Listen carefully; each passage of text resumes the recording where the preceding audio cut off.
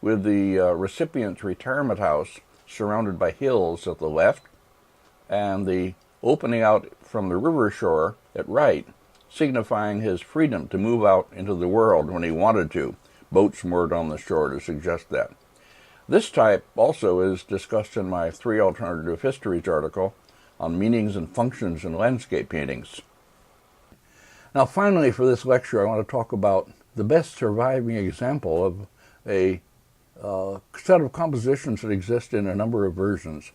And that's the series called 18 Songs of a Nomad Flute, attributed to a Chinese woman named Wen Ji, who in the Han Dynasty, wasn't it, who was married to a Mongol Hunish Xiongnu, I guess, ruler, and as a kind of political thing, and went off to live with him as the Xiongnu moved through the landscape.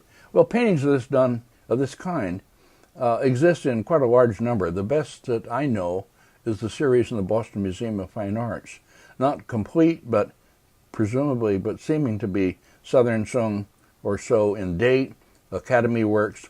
Now, I showed a painting that I thought might really be by a Liao artist in a previous lecture.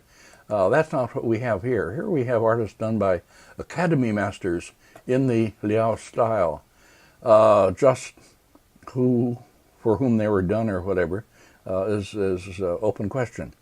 For another version, by the way, see Beyond Representation, Wen Fong's book, pages 209 to 215, a version of the Metropolitan Museum, also old and fine.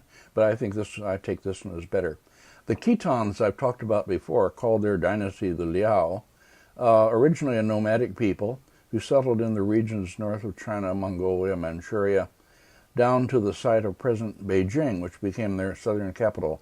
And the northern Sung paid tribute to them to pacify them. They were succeeded in the north by the Jurchens, the Jin dynasty, and they in turn were conquered and displaced by the Mongols, who eventually founded the Yuan dynasty. That's the end of this course. At any rate, well, paintings of this kind were presumably done for presentation to people who were somehow engaged in what we would call foreign relations, emissaries and so on, or maybe as gifts to the foreign people. Non-Han people, non-Chinese in that sense. One gets in trouble if one says non-Chinese. I once, way back, talked about Wen Ji's return to China and got in some trouble. And one of my colleagues told me, you aren't supposed to say return to China because you never left China. Central Asia is part of, oh, God help us, that argument. At any rate, so here we are anyway with a series of quite fine paintings representing this woman who is married to a Xiongnu ruler and goes with him on his nomadic journeys across the steppe, across the outer areas. And you see here, this is one of the Boston series. They have erected kind of cloth fences on posts as windbreaks so they can stand against the cold. And the hut or yurt, actually it's a Mongol word, which they can carry and set up. And here at the entrance to it, presumably, you see Wen Ji. I think that's what's happening. At any rate, and various Liao people standing around. Okay, the next, please. Here's a section of another scroll in the Boston Museum with a river flowing down through it, very flattened. The flattening of the river in this way, which may remind you of the river that flows through the Deer in an Autumn Forest pictures. Both are based on Tang types, Tang traditions. This is a kind of Tang motif. Here you see Wen Ji and her husband seated in this building, surrounded by guards, oxen behind, horses, and so forth. Down in the lower part, you see the Xiongnu cooking, and this is interesting in itself because one scholar of this, actually is my wife Singran, working on these, points out very rightly that what they are cooking in their pots are great big, like legs of lamb or huge things not refined cooking. It's as though, in other words, it's the Chinese view of how the Liao probably, or how the Shengnu probably cooked. And in actual paintings of from the Liao themselves, like wall paintings that have been found, it's very different. Cooking is much more refined and true to the way they really did it. This is just an outsider's view. Now, going on. Then the scene, the most moving scene, here I have a black and white reproduction of it, but better probably is this color reproduction, yeah, here, in which Wenji is leaving her husband. She is ransomed. She returns to China.